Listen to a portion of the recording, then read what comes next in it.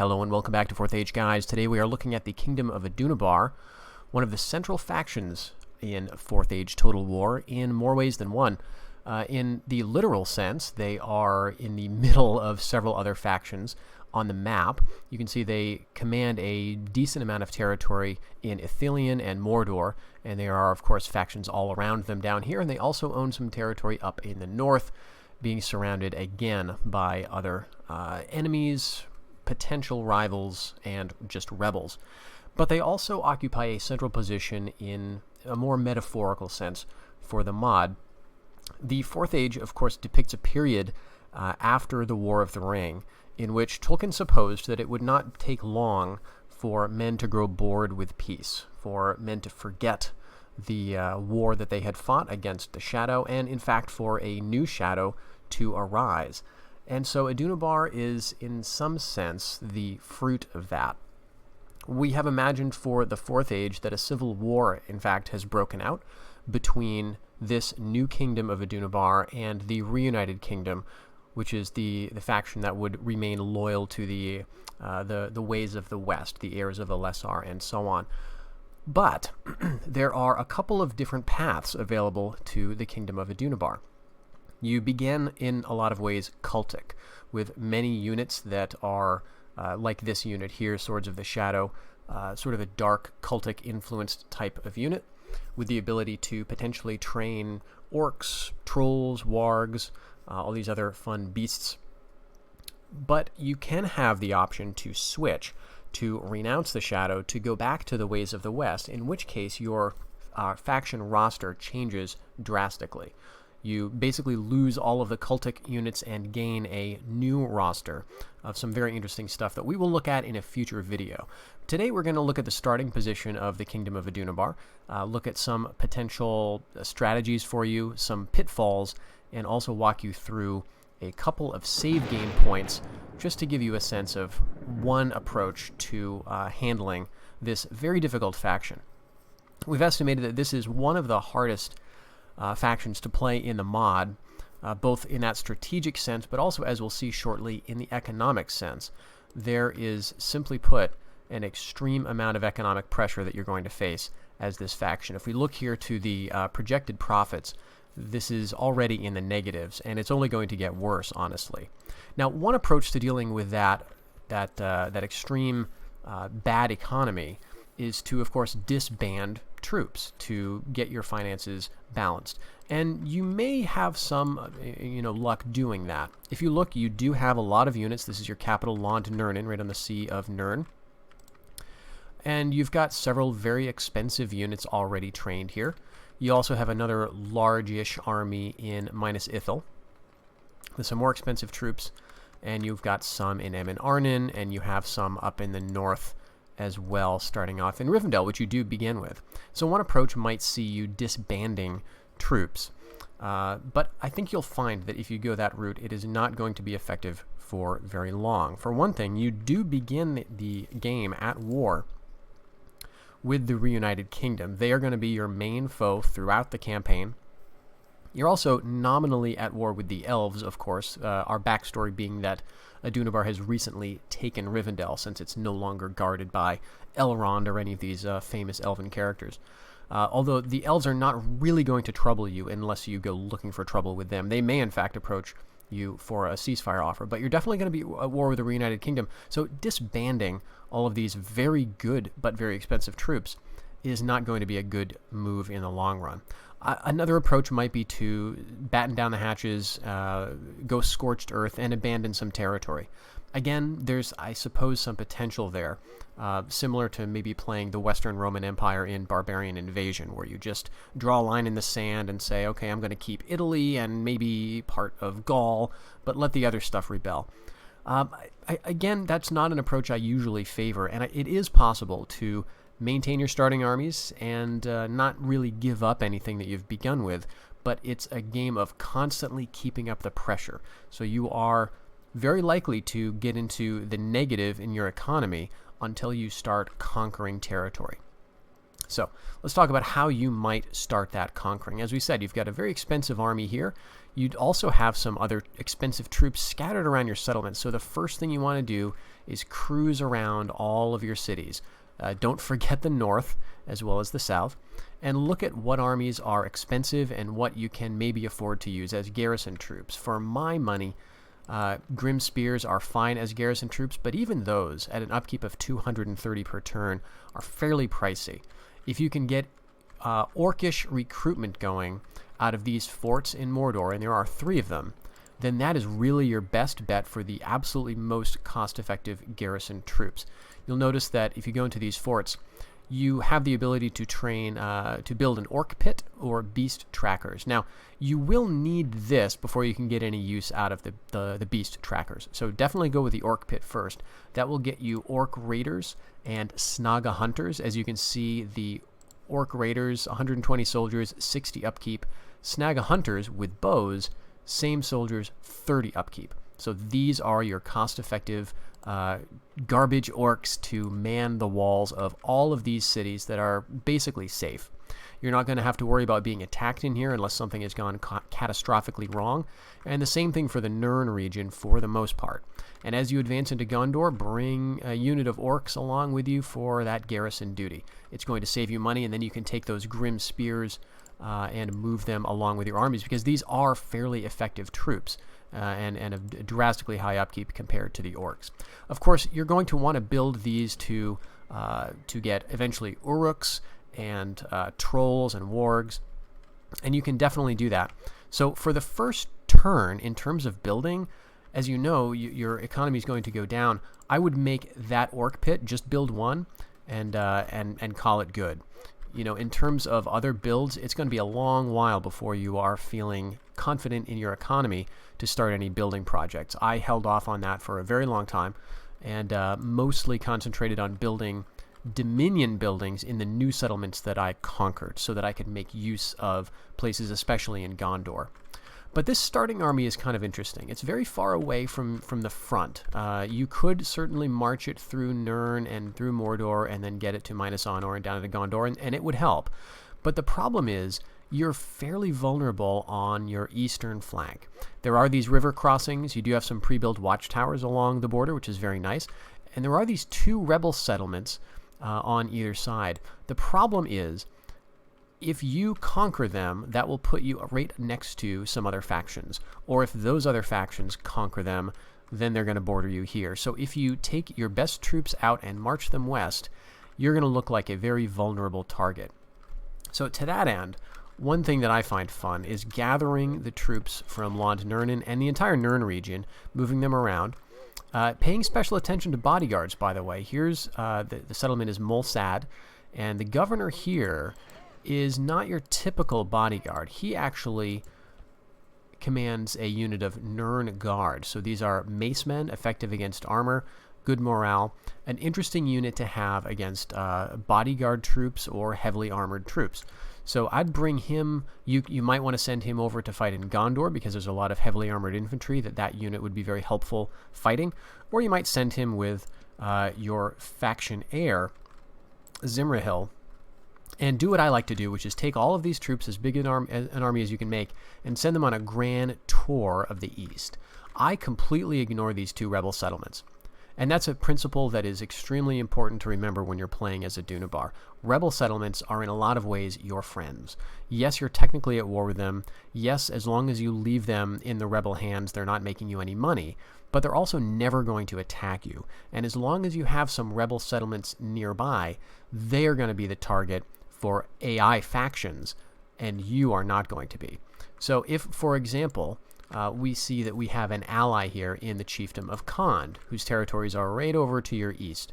If Khand takes Amryn Magor, and you take the settlement to the north, now there's no more rebels in the vicinity, and Khand is going to look around for its next target. And you likely will have a fairly vulnerable couple of settlements here, unless you send your army out into the east and sack and plunder your way into Rune.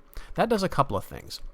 So here's part of the vulnerable diplomatic position that you are in as Adunabar. You're in the middle of the map, you got a ton of armies, and everybody hates you because you're a large faction and you're the player. So there's all of that going against you. And Khand is one of only 2 allies that you have. They're arguably your most important ally because they're close to you. But they themselves are also allied with the Chiefdom of Rhûn. Now, what often happens is if the AI is forced to choose between 2 allies, they will side with the attacker. So, for example, if I just said, you know what, I'm not under threat in the east, I'm going to send my armies west, I'm just going to hunker down in Lond Nurnin and Morduath and just wait. If, let's say, Khand takes Amryn Magor and Rhûn takes this northern settlement, and then Rhûn attacks you, Khand is going to drop their alliance with you and side instead with the Chiefdom of Rhûn, their other ally, because in that scenario, Rhûn is the aggressor. If, on the other hand, you come out of nowhere and just audaciously attack Rhûn for no good reason, Khand is very likely to side with you. It happens every time I've tried it. They're going to drop their alliance with Rhûn, and they're going to be your friend. So it's important to maintain those extra alliances just as a way of maintaining your diplomatic standing, in part because that affects the authority of your faction leader, but also just because it might give you a little bit of breathing room in terms of how long it takes those other factions to attack you. So send Zimrihil out with this army. It's going to look like a very small army, but these are some fantastically elite troops.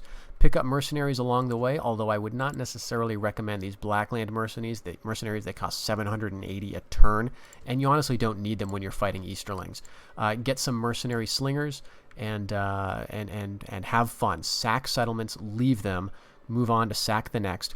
And the other thing about this is if you sack a couple of settlements and you've got a buffer of rebels between you and Rhûn, you can actually get Rhûn to pay for ceasefires. Because if they don't share a land border with you, they're going to want the war to end. So this is another very important principle to remember. Rebels are valuable because you can use them to get money out of other factions if they have a buffer. They provide a buffer zone between you and the AI faction that you're basically terrorizing for cash. So you can get this protection racket going in the east, cause a lot of damage, get some experience for your general and your troops, and basically you are ensuring that you're not going to have to fight in Nirn. But let's take a look at the more important scenario, which is the west. Now, in order for you to have any chance, you need to take minus Honor extremely quickly and progress very quickly. Don't pause, don't stop. Progress into Gondor. This is where all of the rich settlements are, and this is the power base for your chief rival, of course, the United Kingdom. A lot of these settlements are on your victory condition list anyway, so you do need to take them, and fortunately, the game has given you everything you need right here in Minas Ithil. You can pretty much take this army out, set it right on the bridge of Osgiliath, and wait. At the end of the turn, what's going to happen is this army is going to come out, it'll attack you on the bridge, and then you will have a fight that you can win. You've got some catapults, and you've got enough troops to deal with it. Now, as a quick tip for this battle, don't fight on the bridge itself. Back up, because if you fight on the bridge itself, this AI army of the Reunited Kingdom also has catapults. They're going to bring them. If you're set up right on the other side of the crossing, they're going to be able to batter you with their catapults. So set up well back from the river, so that when they cross, you'll be out of range of the enemy catapults, but you're using your own to hit the Reunited Kingdom soldiers as they come across. Once you've won that bridge battle, because if I press end turn here, that's what's going to happen, you have basically eliminated a fairly large obstacle to taking minus Honor. Then you can follow up and assault it. Now, in terms of the assault, this settlement, if you are unfamiliar with the mod, has a battle map that looks basically like this. So it is an extremely difficult fight to take in the assault. You might choose, instead of assaulting it, to wait until reinforcements come and attack you from the Reunited Kingdom, and then you can beat both armies and get the settlement that way. That would probably be preferable. Another way is just to auto-resolve, because it doesn't take into account the excellent and defensible battle map that you'll have to struggle against, but that is a potential option for you. While you're doing that, though, one problem is you've got another border here to the south with Harondor. So this is a faction that occupies these two rivers, the Poros and the Harnan, and they are most likely early on to get into war with Harad. Harad makes a suitable ally for you, so that might be a good idea to send this emissary around and get alliances and trade. But a danger is that if you leave your Ithilien provinces too vulnerable and you just go off and fight Gondor like I'm recommending, that Harondor is going to see weakness and attack Emin Arnin, and then you're in a war here, which is very irritating. So what I would recommend is keep these forces here. I know it goes against what I just said about leaving valuable troops sitting in a settlement, but you do need to keep some, especially bowmen, here, because they're fairly cheap, 210, as opposed to the spears of like 420. So keep some of your cheaper forces, especially like 4 to 6 units of bowmen in Emin Arnin, as a deterrent in case Harondor decides to head north. In the campaign that I currently played, they didn't trouble me at all yet, so that actually worked out fairly nicely. While you're doing that, you'll notice that you do begin the game in possession of Calenhad, which is a settlement to the north of the White Mountains, and that is your border with Rohan. This is kind of a problem settlement, because if you just leave it here, you'll notice it's fairly weak. Now, public order is 0%. You can lower the taxes to get it to 30, but honestly, that's going to resolve itself fairly soon. This is because all of this Ways of the West is causing trouble, but it's going to go away. So you won't lose this to rebellion, most likely. But the development here is very low, and you're only going to be able to train Grim Spears. So kind of the northern-western part of your Mordor territories are fairly vulnerable. Rohan can be an extremely strong opponent, and although they are going to be distracted with Dunland, it's not long before they're potentially going to send some armies down here to trouble you. And meanwhile, your forces are most likely on the southern side of the White Mountains. And again, you can't afford to be slowing down and besieged by Rohan. So here's the solution I found to this. You do have some armies in Barad-eden, Austin Agarlad, and you've got a general here in Lathron with some very nice troops, actually. What you can do is get a small army, and you notice right over here, Woldburg, on the other side of the Anduin, is unwalled. If you get a decent quarter stack, let's say, together, and send them across the Undeeps and attack Woldburg, that is going to be very distracting for Rohan. And just like you're going to sack in the east, you're going to sack in the west. So you're going to take Woldburg and then go down here into the Entwash, I think it is, and just as far as you think you can, and then skedaddle out of there and let these places turn over to the rebels. Destroy absolutely everything and get out of town with your army back here. So that solves the problem of Rohan, potentially, if you can handle that. And hopefully they'll be so distracted that eventually Dunland is going to stop them in their tracks, and you can get enough forces up here to eventually move towards Edoras.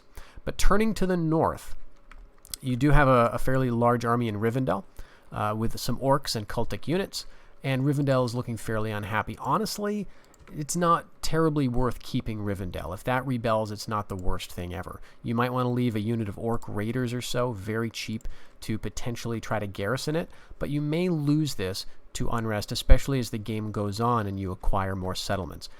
More important is to, again, keep up the pressure on your rivals.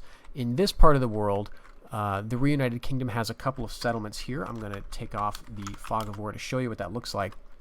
They own Anuminas, Bree, and Watchtower of Amansul. Now, this is a fort, so it's going to offer extremely limited recruitment for them. These are the problems, Anuminas and Bree. While Fornost is on your victory conditions list, again, it's rebels. Rebels are your friends, so ignore it. Take Bree, take Anuminas, and just bottle up Amansul so that you can basically ensure that it's not a problem. Once you get those 3 settlements out of the hands of the Reunited Kingdom, which is not honestly too difficult, you're going to be facing probably Tharbad, but you're going to be better off in terms of your economy. You also, I should say, do have some more units in these settlements, Tardal, Ettendale, and Lastbridge. And Ettendale is notable because you have some hill trolls here, which are considered a siege weapon in some ways, in that they can batter down walls, so that you do not need to wait to build rams if you want to attack Bree on the first turn that you besiege it. That's actually a good idea, because Bree's walls are small enough that the trolls can approach it and batter them down, and then you can just take the place. So this should be by far the easier front. There's not a lot of other enemies in the area, honestly. It's Reunited Kingdom and then Tharbad. And honestly, you'll have both of them penned in. If you can get trade rights with Tharbad for a while and leave them alone as much as possible, leaving some units here in three ways to deter their opportunism, then you can come down and take them out, and then you've got this very nice border of the Grey Flood and these rivers. And then, theoretically, you could take the fight on, and while Dunland is your ally, you may consider turning on them, or who knows. Okay, so that's the north, and that is the south. Let's go ahead and load up a 10 turns in save game for Adunabar. This is just to sort of show you, again, one approach and how successful it was. I'm not going to say this is the best strategy for this faction, but it is a possibility. And then I've got another save point from about 30 turns in to show you how things have progressed there. So this, again, is about 10 turns in, 361, so about 10 turns. I've taken my army. This is my original faction leader. Very nice. He gets the epithet, the Great Conqueror, for conquering minus Tirith. So that's Conqueror of the White City. Very nice little trait. And I basically kept up the pressure, taking Arnak, Pelargir, and Linhir, and I've still got a decent army here. Now, you'll notice that these troops are not elite. I think I may have used up most of them in that initial fighting. But that's what they're there for. You go through your most expensive troops, and then you have less income to worry about. And indeed, at this point, my projected profits are a little under 2,000. So I am sitting fairly well, and I'm even doing some building projects, provincial pacification, and trying to get these settlements really under my thumb. Here I'm even building control posts, so I'm building towards a military in Minas Honor. But in the north, I've had a very successful little run. I'm still technically in possession of Entwade at this point, although I'm going to lose that, but that's fine. This chevauché sort of strategy is all about just messing with your enemies when they can't hit you. And I don't think Calenhad ever came under siege. I've just been funneling troops here as I can afford it, building up the forces so that eventually I can move towards Aldburg and Edoras. So that's the plan there. In the north, or in the east rather, Khand did manage to take Amrun Magor, but no one yet has taken the province of Mordor North. But I was able to sack these two cities of Rune, and let's see, I'm not at war with them at this point, so I was able to get between 3,000 and 5,000 from Rune for a ceasefire. So I'm still allied with Chiefdom of Khand, and I've picked up another ally in the Empire of Harad, and here is my army under my faction heir. You'll notice this is not a large army, but that's all it took to sack those two settlements, and now I'm heading west, and at this point I'm thinking I need to cause some trouble for Rovanion, who's another faction that can spell trouble for you. You can see they've got this large army outside of Rovanosd, and if they go after mid-deeping, then you're just very vulnerable in the north. Speaking of the north, we did manage to take Bree and Amonsul early on, and I've, again, ignored Fornost, because that's held by the rebels, and taken my army right outside the walls of Anuminas, and I'm not in a rush at this point. I'm making a little bit of money. I'm completely secure here. There's no other Reunited Kingdom forces in the area. I'm just going to time this siege out, because otherwise it's going to be a fairly tough battle, so I'll just let that settlement fall. And when that's done, I can maybe head back and take Fornost, or head down south and deal with Tharbad. Another very interesting thing, you may notice that I'm not at war with the elves anymore, and I have Amon Lank. So the elves will often approach you with a ceasefire offer. And at that point, you can try your luck, counteroffer, and ask for some settlement of theirs. And that's what I did here, and to my surprise, they agreed. They gave me Amon Lank, which comes with a bunch of peasants, basically, for just garrison. I never did anything with it, but it's kind of nice to have, I suppose. Now let's load up a bit later. This is, I guess, 28 turns in, to see how things have really progressed. We did run into some trouble with Harad. So one of the things, as you advance into Gondor, and especially once you take Dol Amroth itself, you'll find that Harad is interested in that settlement for itself. So even though we were allied, I ended up at war on and off with Harad, because they would besiege Dol Amroth, and I would have to keep fighting them for it. But in any case, we did go to war with Tharbad, And that's progressed fairly well. I mean, honestly, they're besieging me in these 2 forts, but I've taken the city of Tharbad, and I have this large army here that I could just turn back and smack these guys. I was considering expanding into the west here, but that's not going to give me too much income. Next on my list is, of course, to take Fornost. And how close are we? I've got 38 provinces, and we need 45. Now, it looks like, wow, only 30 turns, and I'm already on the verge of winning. That's a bit deceptive, because, again, there is a lot of building to do before I feel comfortable with actually holding any of these cities or trying to develop them.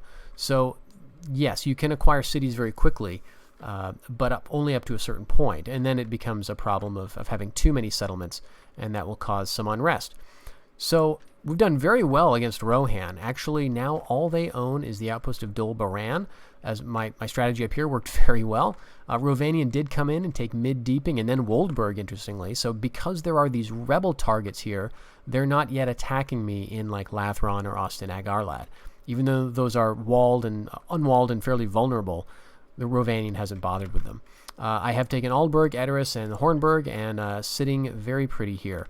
I was able to tech up my orcs to the point where I could get these very important orc champions. Very cheap, effective against armor, Warcry improves attack. So these are very cost-effective, excellent orcish troops. I'm training them right out of Kireth Duath here, out of the Orc Den. And in Gondor, as I said, we've expanded and taken basically the most valuable parts of the city. We've lost our alliance with Harad, picked up an enemy in Tharbad, but we've also picked up a couple of allies with Dorwinion, Far Harad, and Dale. And our war with Harad is interesting because they'll land an army here, I'll attack them and beat them, and then I've got an emissary right down near their settlements, ready to go to ask for a ceasefire and some money, and they so far have been very obliging in all those requests. So it's an interesting balance. What else did I do? Oh, right. I sacked my way into Rovanian, actually, early on. As I mentioned at the end of the previous save, I sacked all the way up to their capital, Rovanos, took that, just declared war on them out of the blue, and then left. And because we didn't share any borders at that point, they were open to a ceasefire. And so, again, I don't have an enemy in Rovanian. So this is progressing fairly well. Now, one thing we didn't talk about yet is buildings. And again, that's in part because buildings are a ways down the road in terms of your concern. But I do want to talk about that roster switch mechanic, which is so important for Adunabar. So as Adunabar, you have a couple of cultural conversion buildings. You have 2 options. You have these temples. These are basically cultic temples. You have 4 of these. Or you have these cultural conversion buildings like town councils, provincial councils, and great law keepers. Now, if you have a lot of settlements with temples, especially temples of a high level, then you are going to have a cultic roster. So I can train cultic troops, cultists, swords of the shadow, and so on. I can train orcs in the forts. However, if I were to have built instead a bunch of those cultural conversion buildings like the provincial law keepers and so on, if I had a lot of these in my settlements, enough of them, then instead I would be looking at a different roster. And on all of your barracks buildings, you'll be able to see exactly what is recruitable in each settlement depending on whether you are under a cultic faction leader or a cultic faction, or you are sort of a Ways of the West faction. So that is the native recruitment here. These are your native recruitment options. These are your cultic options. And so far, I'm just getting this. But maybe I would decide, okay, geez, I'd rather have longbowmen and royal spearmen. And if that were the case, then I would have to tear down these cultic temples and instead build these town councils in their place. Now, I'm not talking about numbers at this point because it's not actually as simple as how many temples versus how many councils you have built. You want to aim for certainly more than half if you want to convert, but it also has to do with the level of the building. So if you have a lot of low-level temples, that's not going to count for very much, but if you have a few high-level temples, that's going to account for more in terms of getting you to switch to a different roster. So I hope that makes sense. We do have a bit of a, let's see, we do have a bit of a README in the game right here. If you click on this rune, unfortunately I don't know what that letter is. It's probably some Tolkien rune that I should know. But here it is. Here are some just tips and tricks about the game. Cultic unit rosters. It just gives you some ideas about that, the cultural conversion buildings, and so on. Lots of stuff. Definitely give it a read through. I imagine most people don't really see that this is anything that they need to check, but it does give you some tips to hopefully clarify what I was just talking about. Now, you may decide from the beginning of the game that you really want to go away from the cult, and you don't want to be the bad guy of the mod. You want to be a noble Dunedanic, descendant of Westerness, right? And you want to have those types of units. You don't want to have grim spears and dark swords. You want to have your Adunabar swordsmen or royal longbowmen or royal spearmen or so on. And you do get some interesting units. Eventually, you get things like macemen and what is that? Yeah, black shields, Adunabar macemen. You can train Nirn Guard for yourself. So it's a very interesting roster if you go to the Ways of the West. But I would really recommend against converting on turn 1. Although you could, right? You could just go into every one of your cities where there's a temple and destroy it, and instead start building up those Ways of the West buildings. But that would be a bad idea, because all of these temples not only change your recruitment, but they give you money. So they're giving you law bonuses, they're giving you income tax and land tax bonuses, which are very important. And of course, as we've seen, money is a huge problem for you in the early game and even late into the game. So what I would recommend instead is just conquer into Gondor. So you see that these settlements are showing that they are Ways of the West. And that's because they do have Ways of the West buildings in a lot of them. I have not, for example, torn down these provincial councils and built cultic temples in their place. I've left all of that stuff standing because, again, you're making use of it. You're getting all of these benefits out of these buildings. In, where is it? Pelargir, where is it here? I guess maybe I did tear down the one here. If so, that was a tragic mistake. But we've got provincial councils in Lynn here. I think they are still intact. Great Lawkeepers in Dol Amroth. So if you just keep those intact as you conquer into Gondor, and even in the north you'll find them, I believe, yes, in Bree and in Numinas, then you will eventually switch, especially so if you maybe convert a couple of your starting settlements to the Ways of the West, a couple of the places that are not so important economically. So that's what I would recommend. Just start off cultic, embrace the shadow for those first, 30 turns or so. And then when you're feeling a bit more secure, you can start the process of conversion to the West. And, there's a lot of roleplay opportunities for this faction. And that in the end is what makes Adunabar so fun. There's a great deal of variety in their unit roster. There's a great deal of potential for steering this faction in multiple different directions. And there's a very interesting story arc you can sort of play out with Adunabar.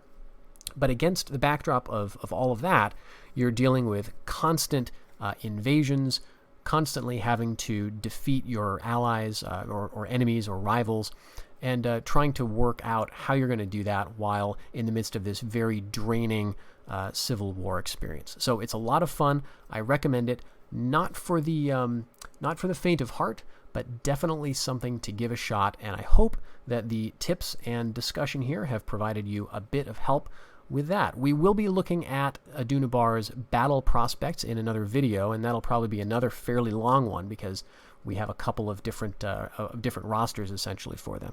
But I hope you'll join me in that one, and I hope you have a great day. Bye-bye, everybody.